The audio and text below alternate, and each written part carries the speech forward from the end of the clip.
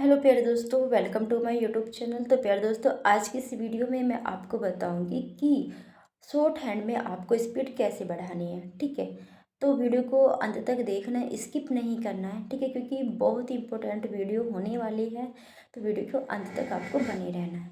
तो प्यारे दोस्तों, आपको स्पीड बढ़ाने के लिए क्या क्या करना चाहिए। देखो, बहुत बच्चे ये कहते हैं कि मैम हम लिख तो लेते हैं, ठीक है, लेकिन पढ़ी नहीं जाती।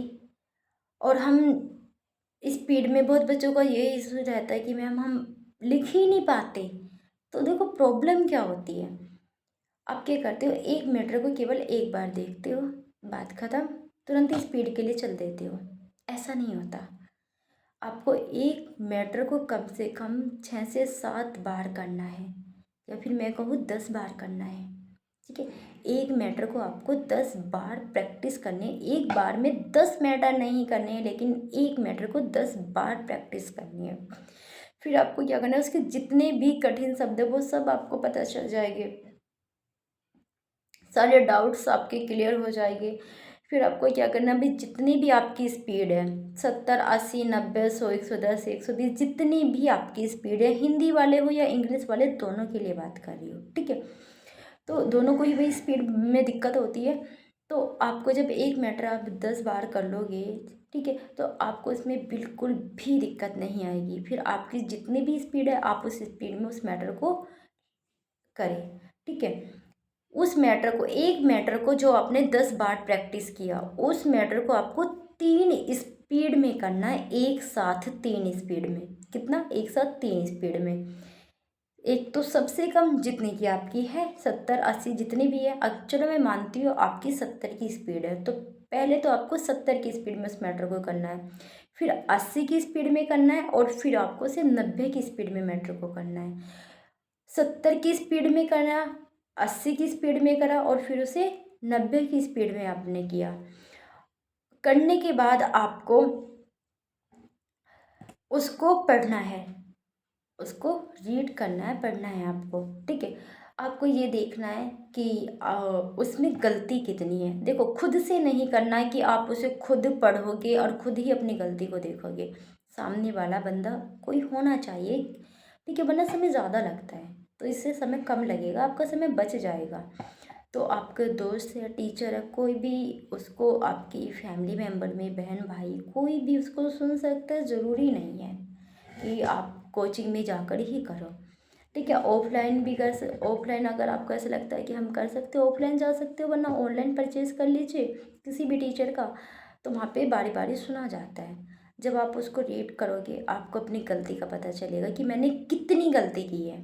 ठीक है, मैंने कितनी गलती की है। आपको मैटर पढ़ना कौन सा है, 70 वाला नहीं ना। तो आपको देखो, आपने 3 स्पीड में मैटर लिखा, 70 में, 80 में, 90 में, लेकिन आपको पढ़ना कौन सा है, आपको लास्ट वाला पढ़ना है, 90 वाला मैटर। ये नहीं कि 70 वाला पढ़ने बैठ जाओ, नहीं, वो तो केवल थोड़ा प्रैक्टिस के लिए है।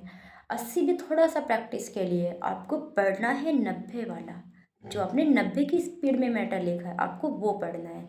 पता तो उसमें चलेगा ना कि आपकी कितनी गलती है।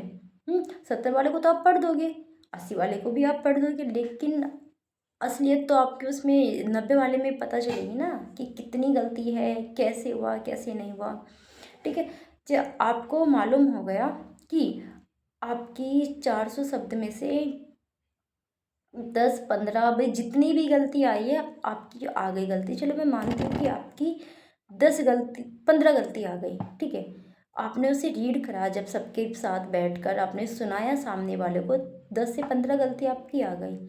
मैं गारंटी के साथ कहती हूँ, आप उसी मैटर को कंप्यूटर पे टाइप कीजिए, तुरंत टाइप कीजिए। ये नहीं कि मैं थोड़ी देर में करूँगा, या कल, मतलब कि शाम को कर लूँगा, कल कर लूँगा। कल किसी का नहीं आता, तुरंत करना है, तुरंत के तुरंत, तुरंत उसको मैटर को टाइप करना है कंप्यूटर पे। ठीक है, तो जितना मतलब कि समय आपको पढ़ने में लगा, उससे ज़्यादा समय तो आपको लगेगा वहाँ टाइप करने पे, लेकिन जितनी गलती आपकी पढ़ने में आई है ना, जो आपने रीड किया, उससे बहुत कम, आधी गलती आएगी आपकी, आधी से भी कम गलती आएगी, आधी से भी कम गलती आपकी टाइप करने में आएगी। क्योंकि जब हम मैटर को सुनाते हैं ना, तो थोड़ा होपलेस भी होते हैं, थोड़ा थोड़ा, मैं क्या बताऊँ, थोड़ी सी हेजिटेशन भी रहती है हमें भाई, घबराहट सी रहती है, और थोड़ी तावल करते हम बहुत कि भाई बस मैटर को ख़त्म कर दे।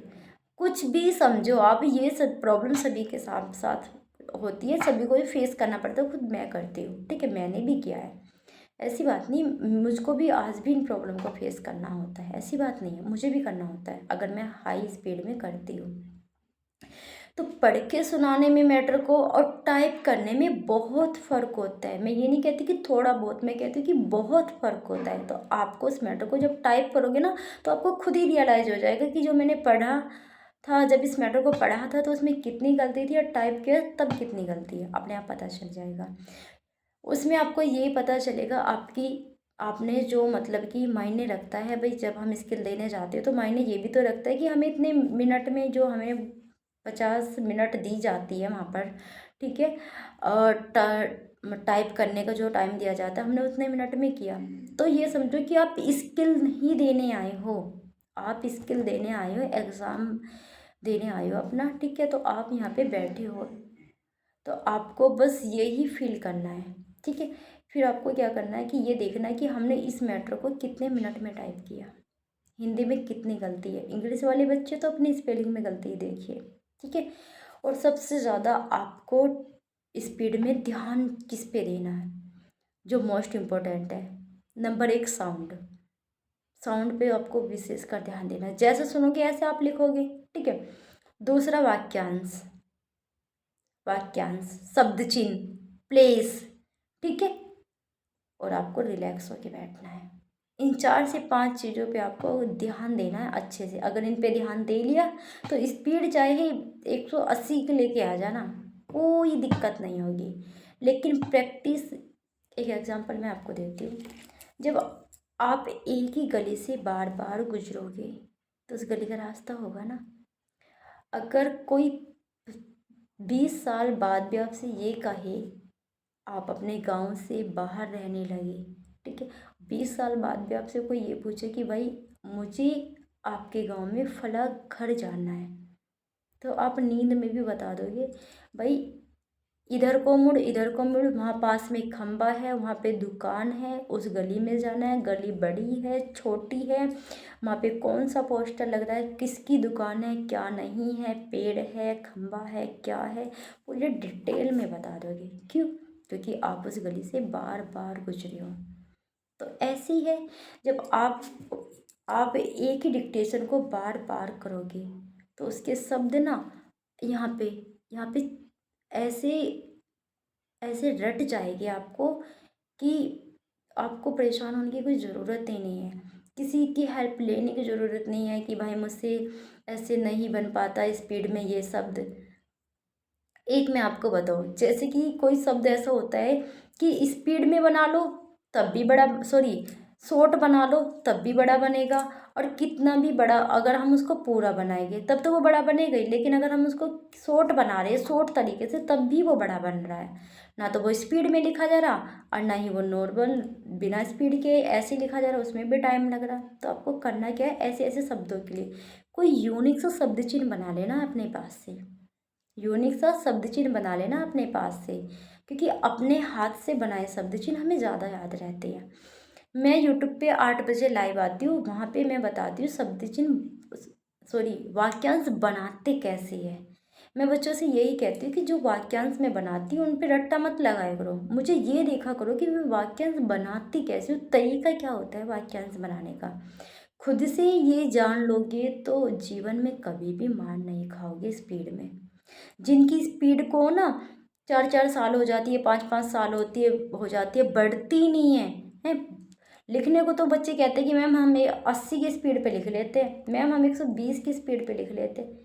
फ़ायदा क्या? लिखने को तो लाओ मैं लिखूँ 200 की स्पीड पे लिख दूँगी, लिखने को तो मैं 200 की स्पीड पे लिख दूँगी, लेकिन उस स्पीड को लिखने का फ़ायदा क्या है जब मैं उसका कै भी नहीं पढ़ सकती? फ़ायदा क्या है जब मैं उसका कै भी नहीं पढ़ सकती? फ़ायदा तब होगा कि मैं 20 की स्पीड का मैटर लिखूँ और जितने शब्द लिखे वो पढ़ूँ, तो उस 20 की स्पीड को लिखने का भी फ़ायदा है। अब लिख तो मैं 200 की स्पीड में रही हूँ, ठीक है, देने चली गई मैं स्किल, पता चला कि वहाँ पे मैंने कै कै भी नहीं लिखा उस स्पीड का, जो स्पीड मैंने वहाँ पे की उस मैटर का मैंने वहाँ पे क्या भी नहीं लिखा, तो फ़ायदा क्या है मेरी उस स्पीड का? तो फ़ायदा क्या है? कोई फ़ायदा नहीं है ना। तो लिखने को तो आप कितनी स्पीड में लिख सकते हो, ठीक है, लेकिन शब्द छूट जाएंगे ज़्यादा से ज़्यादा आपके, आप उसके 4 शब्द नहीं पढ़ सकते, बिल्कुल भी नहीं पढ़ सकते। मेरी स्पीड में अपनी स्पीड बताओ, मेरी बस 80, 90, 100, इससे ऊपर मैं नहीं लिख सकती। एक दिन मैंने किसी के कहने पर 160 की स्पीड का मैटर लिखा, ठीक है, जो रिपोर्टर लोगों का होता है। मैंने लिखा, मैंने सारा लिख दिया, 2 से 3 बार प्रैक्टिस कर, मैंने उसकी प्रैक्टिस करी 2 से 3 बार, 3 बार तो की थी प्रैक्टिस। मैंने 3 बार प्रैक्टिस करने के बाद उसको लिखा, ठीक है, मुझसे बड़ा अच्छा लिखा गया वो। मैं खुश हो रही कि हाँ मैं उसको अब लिख दूँगी। मुझसे हिंदी के 20 शब्द नहीं बना नहीं पाई, क्योंकि एक तो कोर्ट का मैटर था जो कि मैंने उसकी प्रैक्टिस आज से पहले कभी की नहीं थी। एक कहते ना, एक अलग सी वो थी डिक्टेशन, ना तो मैंने उसको कभी पढ़ा, ना देखा, ना ही प्रैक्टिस की। बस जल्दबाजी में 2 से 3 बार देख लिया ऐसे ही उल्टा सीधा और लिख दिया।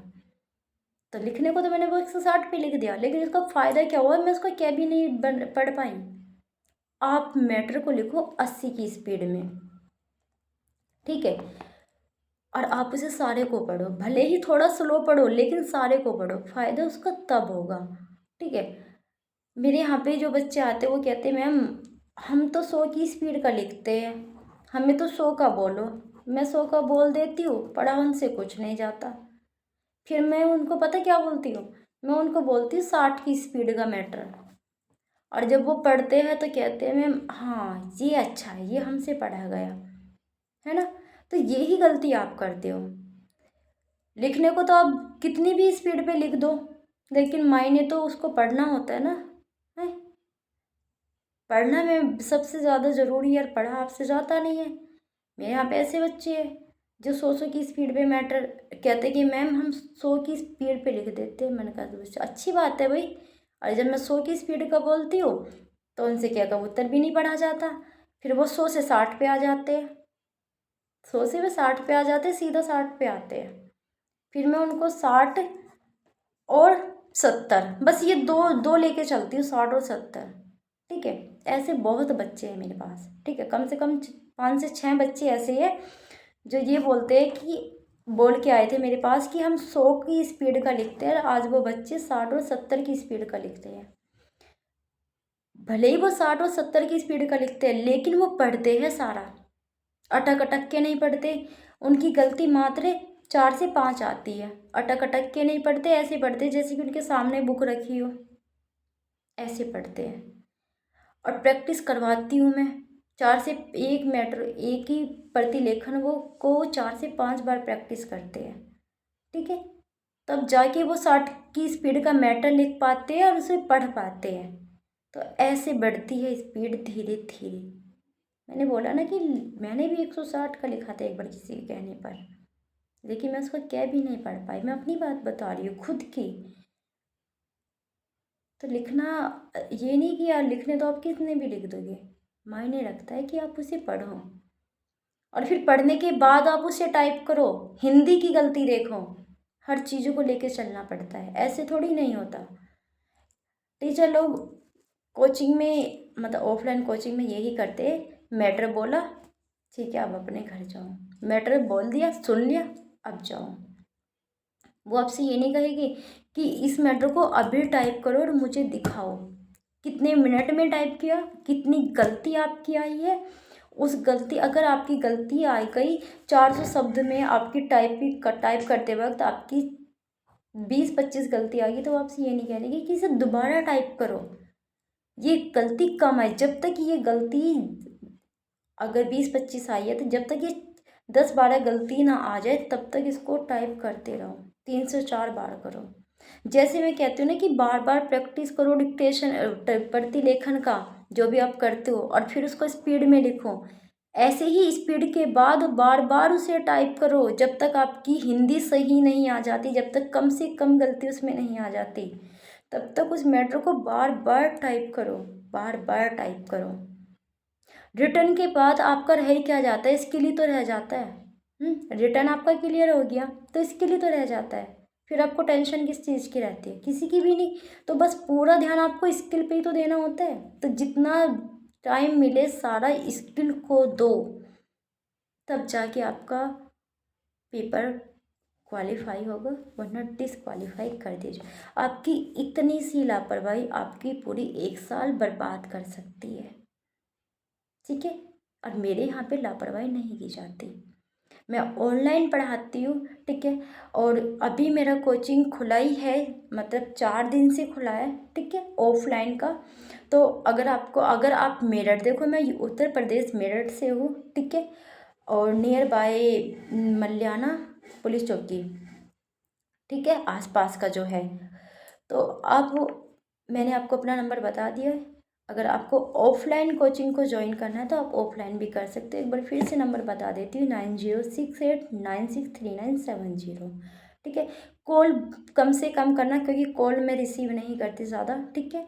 तो आप जितना हो सके व्हाट्सअप मैसेज करना, ठीक है, वो मैं देख लेती हूँ, वो मैं ज़रूर देखूँगी आपका। शायद कॉल आपकी ना उठा पाऊँ मैं, ठीक है। तो मैंने आपको बताया। और अगर आपको ऑनलाइन बैच को परचेज़ करना है तो आप ऑनलाइन भी कर सकते हो। फीस ऑफलाइन ज़्यादा है, ऑनलाइन कम है। ऑफलाइन फीस ज़्यादा है, ऑनलाइन फीस कम है, ठीक है। बस इतना ही अंतर है। तो प्यारे दोस्तों, आई होप कि आपका सारा डाउट क्लियर हो चुका होगा। और अगर आपको और इसके बारे में और जानकारी प्राप्त करनी है, कुछ पूछना है, तो कमेंट बॉक्स में कमेंट कर देना, मैं वीडियो के माध्यम से आपको बता दूंगी। धन्यवाद।